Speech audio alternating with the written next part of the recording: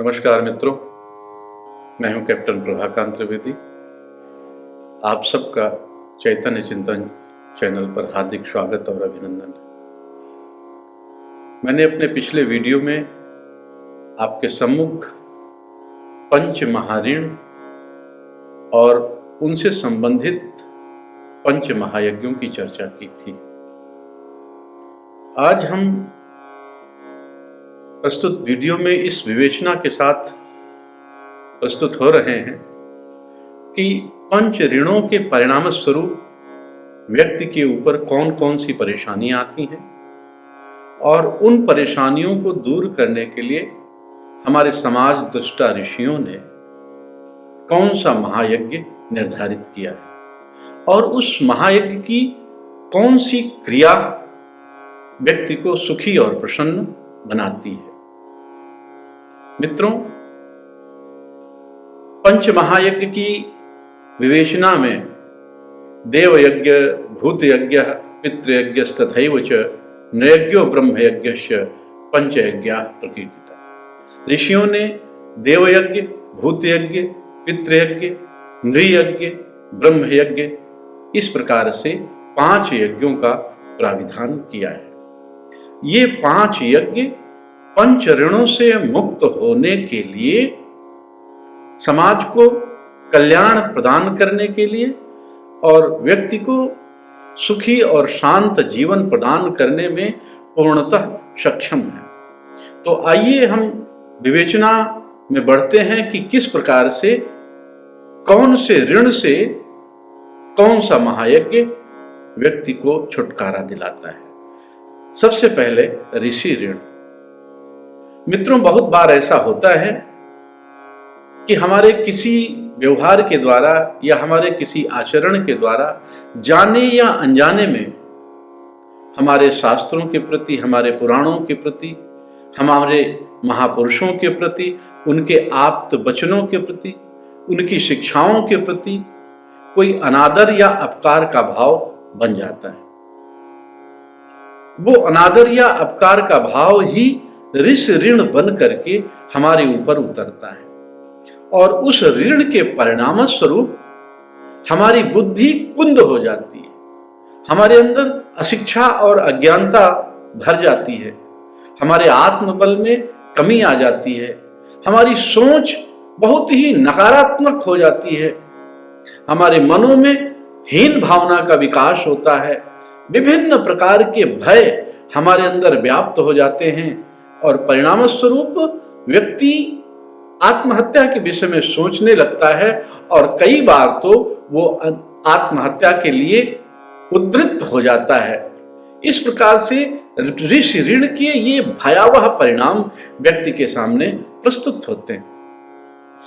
ऋषियों ने इस ऋण से उऋण होने के लिए जो महायज्ञ का विधान बनाया है वो है ब्रह्मयज्ञ। ब्रह्मयज्ञ की सहज प्रक्रिया क्या है? अध्यापनम ब्रह्मयज्ञस्तु। अध्यापन ही ब्रह्मयज्ञ है। मित्रों, यहां अध्यापन का तात्पर्य है कि महापुरुषों के जीवन चरित्रों को पढ़ा जाए, अपने शास्त्रों का अनुशीलन किया जाए, शास्त्रों का अध्ययन किया जाए और महापुरुष और शास्त्रों की बताई गई शिक्षाओं को अपने जीवन में उतारा जाए और अपने आसपास जितने भी लोग हों, या ये कह लीजिए कि जहां तक हमारी पहुंच हो वहां तक लोगों को महापुरुषों के जीवन चरित्र, शास्त्रों की शिक्षाओं को उन्हें अवगत कराएं और उनके अनुसार आचरण करने के लिए उन लोगों को भी प्रेरित करें। ये अध्यापन है, ये ब्रह्मयज्ञ है। मित्रों, जब हम ब्रह्मयज्ञ करते हैं तो ऐसी स्थिति में हमारी मेधा प्रबल होती है, हमारी बुद्धि शुद्ध हो जाती है और जब बुद्धि शुद्ध हो जाती है तो अज्ञानता और अशिक्षा बड़ी तेजी के साथ हमारे मनों से नष्ट होती है, हमारे आत्मबल में विकास होता है, हमारी सोच जो है वो सदैव सकारात्मक और धीरे धीरे धीरे धीरे उत्तरोत्तर सकारात्मक होती जाती है। किसी भी प्रकार का भय हमारे मन में नहीं रह जाता। आत्महत्या करने क्या, आत्महत्या के विषय में सोच भी नहीं सकता है व्यक्ति। तो इस प्रकार से ब्रह्म यज्ञ के द्वारा बुद्धि को शुद्ध किया जाता है और शुद्ध बुद्धि व्यक्ति के सामने क्या करना है क्या नहीं करना है ये अपने आप निर्णय प्रदान करती चली जाती है, और जिससे व्यक्ति सुखी और सरल जीवन व्यतीत करता है। दूसरे स्थान पर हम आते हैं पितृ ऋण। मित्रों, ये पितृ ऋण ऋष ऋण की भांति अपने पितरों के और अपने गुरु के प्रति किसी प्रकार की अवमानना से ही व्यक्ति के ऊपर आ जाता है, और किसी किसी व्यक्ति को पितृ ऋण इतना प्रबल हो उठता है कि यह व्यक्ति की कुंडली में पितृ दोष के रूप में दिखाई देता है।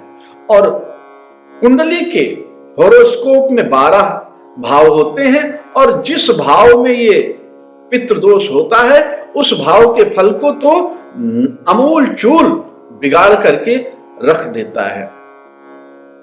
पितृ ऋण के विषय में शास्त्रों का कहना है कि जिस व्यक्ति के पितर तृप्त नहीं होते हैं उस व्यक्ति का वो पितर खून चूसते हैं।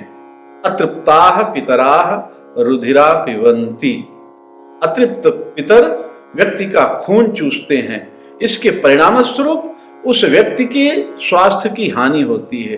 कोई न कोई छोटा हो बड़ा हो वो रोग लगा ही रहता है। कई बार असाध्य रोगों से वो व्यक्ति पीड़ित हो जाता है। निसंतानता होती है, कोई संतान नहीं होती, संतान होती भी है तो संतान की हानि हो जाती है। उसके पुरजन परिजन स्वजन उनको जीवन की हानि होती है। और यदि वो व्यक्ति कृषक है, पशुधन से संपन्न है, तो धीरे धीरे पशुधन में गिरावट होने लगती है और पशु हानि उसको होती है। मित्रों, इस पितृ ऋण के से उऋण होने के लिए जो ऋषियों ने उपाय बताया है वो है पितृ यज्ञ। इस पितृ यज्ञ में जब श्राद्ध का समय आता है तो व्यक्ति को तर्पण करना चाहिए और श्राद्ध करना चाहिए। जिस व्यक्ति की कुंडली में पितृदोष प्रबल होता है उसको त्रिपिंडी श्राद्ध करना चाहिए, और इस प्रकार से वो व्यक्ति पितृ ऋण से उऋण हो जाता है। यदि व्यक्ति के पास समय नहीं है श्राद्ध करने का, तर्पण करने का, तो वह व्यक्ति मेरे अनुसार रोज रात में सोने के समय जब वो भगवान का नाम लेता है तो अपने पितरों का ध्यान करे और पितरों को ध्यान करके उनको प्रार्थना करे, उनको प्रणाम करे कि हे पितृ देवता, यदि मेरे किसी भी व्यवहार से आप सभी को किसी भी प्रकार का कोई कष्ट हुआ है तो आप हमको क्षमा करें और आप हमारे ऊपर प्रसन्न हों। इस प्रकार से प्रार्थना करने पर पितृ ऋण से भी मुक्ति प्राप्त होती है। और पितृयज्ञ तर्पण यदि कर लिया जाए तो फिर उससे कहना ही क्या है, उससे तो पितृ ऋण से पूर्णतः व्यक्ति मुक्त हो जाता है। अब हम तीसरे ऋण पर आते हैं, देव ऋण। मित्रों, संसार में हमें जो कुछ भी प्राप्त होता है, ये उन्नति, ये पद, ये प्रतिष्ठा, ये मान, ये सम्मान, ये संतान, जो कुछ भी हमें संसार में प्राप्त होता है वो सब देवताओं के ही द्वारा प्राप्त होता है। ऐसे में हमारा फर्ज बनता है कि उन देवताओं के प्रति हम कृतज्ञ हों। जब देवताओं के प्रति कृतज्ञ होते हैं तो देवता प्रसन्न होते हैं, और यदि हम देवताओं के प्रति कृतज्ञ नहीं होते हैं तो देवता हमसे नाराज हो जाते हैं और परिणाम स्वरूप हमारे ऊपर देव ऋण बन जाता है। देव ऋण बन जाता है तो परिणाम क्या होता है, दैवीय आपदाएं आती हैं। कहीं अतिवृष्टि होती है, कहीं अनावृष्टि होती है, कहीं असमय वृष्टि होती है, कहीं ओलावृष्टि होती है, कहीं तमाम प्रकार की महामारियां आती हैं जिनसे व्यक्ति और समाज कष्ट पाता है। तमाम तरह के अन्य अन्य दैवीय कष्ट होते हैं, राजभय होता है। इस प्रकार से देव ऋण के परिणाम से व्यक्ति का जीवन उथल पुथल हो जाता है। इसको देव ऋण से मुक्त होने के लिए ऋषियों ने हमारे सामने जो उपाय बताया है वह है देव यज्ञ। क्योंकि देवताओं का जो मुख है वो अग्नि है, अग्नि ही मुखा वही देवा। देवताओं के मुख में हम शाकल्य डाल करके, हव्य डाल करके उनको प्रसन्न करने की चेष्टा करते हैं, और भगवान श्री कृष्ण ने भी गीता में यज्ञ का बहुत बड़ा महत्व बताया है। यज्ञात भवन्ति पर्जन्यः, पर्जन्यात अन्न संभवा, अन्नात भवन्ति भूतानि, तस्मात् यज्ञम समाचर। भगवान श्री कृष्ण ने यज्ञ करने के लिए सर्वसाधारण को प्रेरित किया है। हमारे बहुत सारे देवता होते हैं, प्रत्येक व्यक्ति का कोई न कोई इष्ट देवता होता है, कुल देवता होता है, ग्राम देवता होता है, स्थान देवता होता है, वास्तु देवता होता है, और इसी प्रकार से वैदिक देवता हैं, पौराणिक देवता हैं, पंच प्रकृति देवता हैं, पंच देवता हैं। तो ये तमाम प्रकार के देवता हैं और व्यक्ति को चाहिए कि इन देवताओं के प्रति अपनी कृतज्ञता ज्ञापन करने के लिए किसी न किसी बहाने से महीने में एक बार जरूर अग्नि के मुख में स्वाहा करके देवताओं को हव्य और साकल्य पहुंचाए। इस प्रकार करने से व्यक्ति देव ऋण से मुक्त होता है और उसका जीवन सर्वथा सुखी होता है। मित्रों, अगला ऋण है भूत ऋण।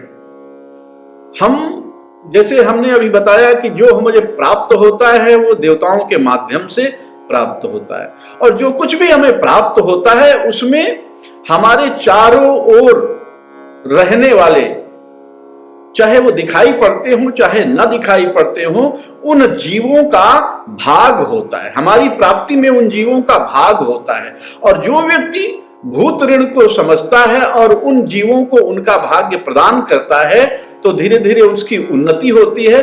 और जो व्यक्ति भूत ऋण नहीं समझता है और उन जीवों को उनका भाग्य नहीं देता है तो भूत ऋण प्रबल होकर के उस व्यक्ति को परेशानी प्रदान करता है।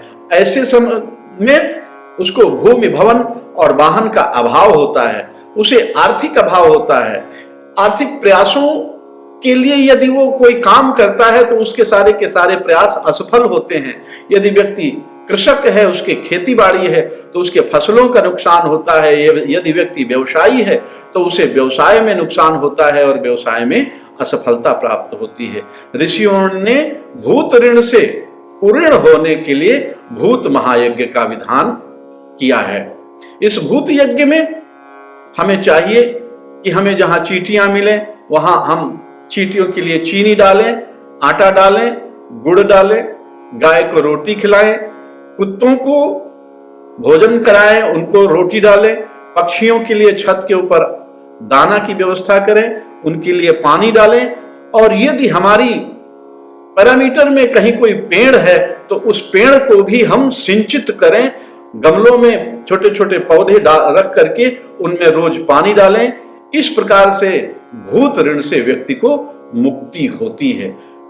अब आगे हमारा जो ऋण है वो निर्ऋण है। निर्ऋण मित्रों बहुत समझने वाली बात है कि हमारी प्राप्ति में हमारे घर के, हमारे भाइयों का, हमारी भाभियों का, हमारे पिता का, हमारी माता का, हमारी पत्नी का, हमारे बच्चों का, हमारे मित्रों का, सबका सहयोग होता है। और उन लोगों का, बहुत सारे लोगों का सहयोग होता है जिन्हें हम नहीं जानते। ऐसी स्थिति में हमारा फर्ज बनता है कि हम उनके प्रति उदारशील रहें। अगर उदार नहीं रहते हैं तो उसके परिणाम स्वरूप पद प्रतिष्ठा में, मान सम्मान में ह्रास होता है और इस प्रकार से व्यक्ति के ऊपर निर्ऋण हावी हो जाता है। इससे मुक्त होने के लिए शास्त्रों ने नृयज्ञ बताया है। नृयज्ञो अतिथि पूजनम। नृयज्ञ का तात्पर्य है आप अपने चारों ओर के लोगों से सम्मान पूर्वक बर्ताव करें। आप अपने घर के लोगों से उनके पद के अनुसार सम्मान उनको दें, अपने मित्रों को सम्मान दें, बुजुर्गों को सम्मान दें, और यदि उन्हें किसी भी प्रकार की आवश्यकता आपसे होती है तो यथा सामर्थ्य आप उनकी सहायता करें। इस प्रकार से नृयज्ञ पूरा करके व्यक्ति निर्ऋण से उऋण हो जाता है और निर्ऋण से उऋण होकर के वो अपने जीवन को सुख और शांति के साथ व्यतीत करता है। मित्रों, इस प्रकार से मैंने आपके सम्मुख पंच ऋण और उनसे होने वाली परेशानियां, उन परेशानियों को दूर करने के लिए जो ऋषियों ने पंच महायज्ञ का विधान बताया है, आपके सम्मुख चर्चा की। अब हम अपने अगले वीडियो में आपको ये बताएंगे कि किस प्रकार से आप देखेंगे कि इन पंच ऋणों को अन्य अन्य धर्म के लोगों ने अपने धर्म में किस प्रकार से समावेशित किया है। इसी बीच यदि आप में से किसी हमारे मित्र ने हमारा ये चैनल सब्सक्राइब नहीं किया है तो कृपया हमारा चैनल सब्सक्राइब करें और हमारी इस वीडियो को लाइक करें, अपने अन्य मित्रों को शेयर करें और हमें कमेंट्स जरूर भेजें, जिसके कारण मुझे अगला वीडियो और अच्छा बनाने में आपकी मदद मिल सके। धन्यवाद। आज इतना ही। बोलो दुर्गे मैया की जय।